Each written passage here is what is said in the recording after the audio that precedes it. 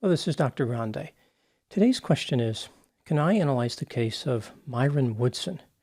Just a reminder, I'm not diagnosing anybody in this video, only speculating about what could be happening in a situation like this. If you enjoyed this video, please like it, subscribe to my channel, and consider supporting me on Patreon. I will put the link to Patreon in the description for this video. First, I'll look at the background of this case, including the timeline of the incident, then offer my analysis. This case takes place in 2024 in the city of Sturgeon, Missouri, which is about 2.5 hours west of St. Louis. The city only has 900 residents, but it does have its own police department. On May 19, 2024, a resident of Sturgeon named Nicholas Hunter went to dinner in nearby Columbia, Missouri. In preparation for his departure, Nicholas, who goes by the name Nick, put his 2 dogs in an outdoor kennel. One of the dogs was a 10-pound Beagle-Pug mix named Gizmo. The other dog, who becomes important to the story, was a 5-year-old Shih Tzu named Teddy. Weighing just 13 pounds, Teddy was a canine with visual and hearing impairments. After Nick left for Columbia, Gizmo and Teddy somehow escaped the kennel. One theory was that Gizmo dug under the fence to escape and Teddy simply followed him. Eventually, Gizmo returned home on his own, but Teddy never did. Between 4:30 and 5 p.m., a neighbor found Teddy, but did not know who he belonged to. She looked for posts on social media about a lost dog, but did not find any. At this point, Nick didn't realize that Teddy was missing. The neighbor noticed that Teddy appeared to be confused and had a visual impairment. At 5:17 p.m., she called the police, hoping they could find the dog's owner. She was also concerned that the dog could wander off and be injured or killed. When the neighbor was talking to the police on the phone, the dispatcher asked if the dog was aggressive. The neighbor responded, "No, not at all." At 5:38 p.m., a Sturgeon police officer named Myron Woodson arrived at the neighbor's house and parked in her driveway. He did not establish contact with the neighbor. Instead, he walked to the back of his police SUV. Myron opened the rear hatch, put on a pair of gloves, and retrieved an animal catch pole. This tool is commonly used by the police and animal control officers to capture and control dogs. The pole has a cable that runs through it. The cable forms a noose on one end, which can be tightened by pulling the part of the cable that comes out of the other end.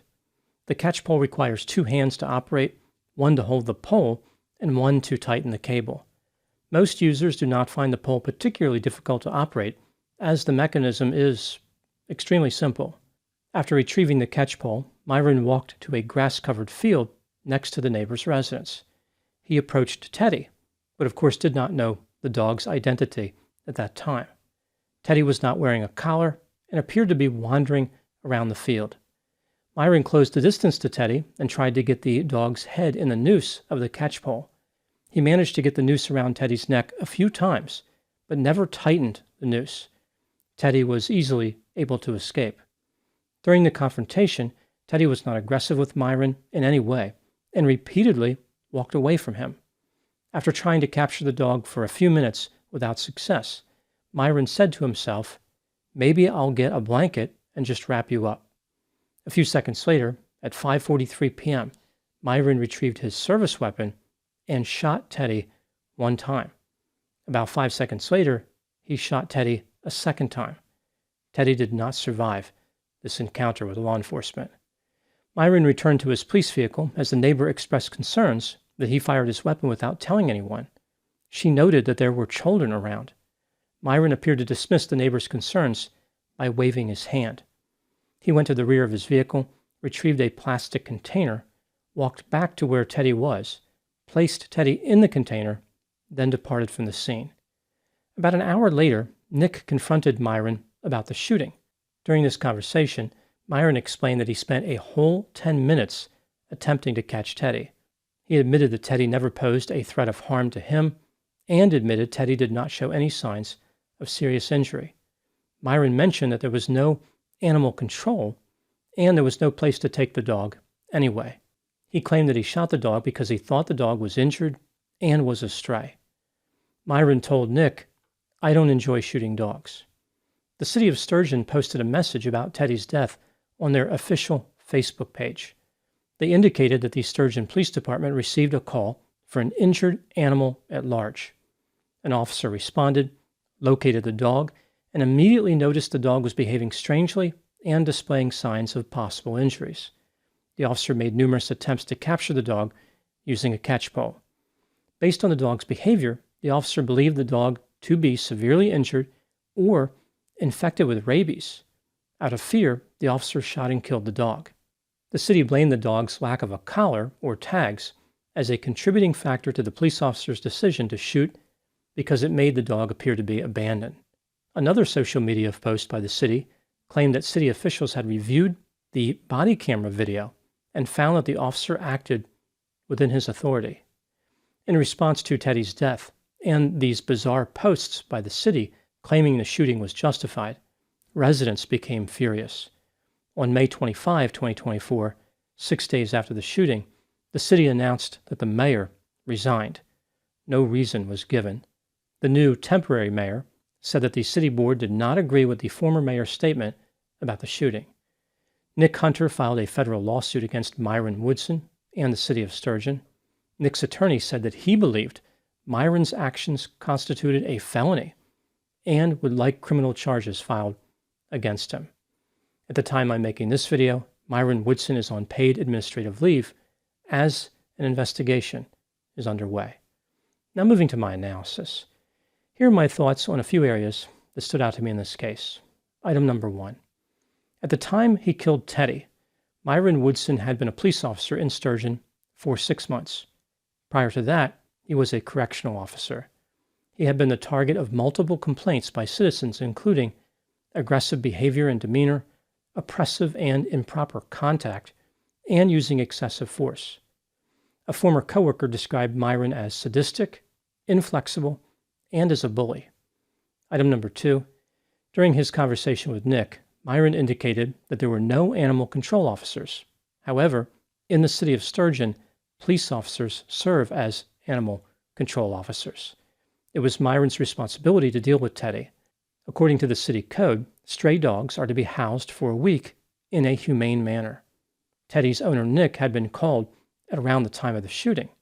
He could have picked up Teddy in about an hour if Myron would have refrained from shooting the dog. Item number 3. Based on the body camera video, Myron's behavior was inconsistent with a well-trained police officer. He repeatedly failed to catch Teddy with the catch pole, even though he had the noose around the dog's neck a few times. If Myron did not know how to use the catch pole, a simple internet search could have provided him ample information. Again, this tool was not considered difficult to operate. This was not like learning to pilot the space shuttle. This was a pole with a cable through it. There is the sense that Myron simply did not want to catch Teddy. He only walked around for as long as he did in order to put on a show for the body camera. Perhaps shooting the dog was always his objective. Item number 4. Did Myron Woodson commit a crime when he shot Teddy? Let's take a look at the evidence both for and against the idea that Myron committed a crime, starting with the inculpatory factors. During the confrontation with Myron, Teddy was never aggressive. At only 13 pounds, he did not have a lot of physical strength. This was not an imposing dog. Furthermore, Teddy was unarmed, as most dogs are. Teddy walked around aimlessly, apparently uninterested in Myron. A few times, Teddy walked away from Myron. When Myron was able to get the noose around Teddy's neck, the dog kind of twisted and jerked around a little bit, but there was still no aggression. It was like the dog was just trying to understand what was going on. No one who interacted with dogs could mistake these movements as evidence of serious injury. Myron's statement about retrieving a blanket and wrapping the dog up indicates that he was not afraid of Teddy. Based on what Myron said to Nick, Teddy was never a danger to the officer or to anyone else. So even from Myron's perspective, the dog was not dangerous. This is something that every involved party agrees on. Myron's improper use of the catch pole was baffling. Clearly, he was not operating the tool correctly, and it was his responsibility to figure it out. There was no change in Teddy's behavior right before the shooting. No pressing reason was apparent for Myron to fire his weapon at that moment. Myron had other options available outside of deadly force. For example, simply capturing the dog using the catch pole. Moving to the exculpatory factors, not long after seeing Teddy, Myron asked himself the question, neck broken? As if Myron had concerns about Teddy's physical condition. Teddy did have unusual head movement, probably due to his visual impairment. Maybe Myron picked up on this. This could have led Myron to believe that Teddy was injured. Later, Myron told Nick that he thought Teddy was an injured stray. While Myron was making a half-hearted effort to capture Teddy, he mentioned not allowing the dog to bite him. This is consistent with Myron having some degree of fear. When considering all the factors, do I think that Myron committed a crime when he shot and killed Teddy? Yes, I believe his behavior qualifies as animal abuse. In Missouri, this is charged as a misdemeanor, not a felony, unless the crime involves mutilation or torture, or the person was found guilty of another incident. I would be surprised if Myron was ever charged, because the city already said he did not do anything wrong. This makes prosecuting him more difficult, as they handed him a ready-made defense. Item number 5, what do I think happened in this case? This is just a theory, my opinion. Myron was lazy, incompetent, self-centered, cold, callous, arrogant, condescending, sadistic, and had a sense of entitlement. On the body camera video, Myron groaned several times, like when he was getting in and out of his vehicle. Maybe his physical condition was not ideal for being a police officer. After encountering Teddy, Myron made an ineffective effort to capture him. The dog kept outwitting and outmaneuvering the officer during the confrontation.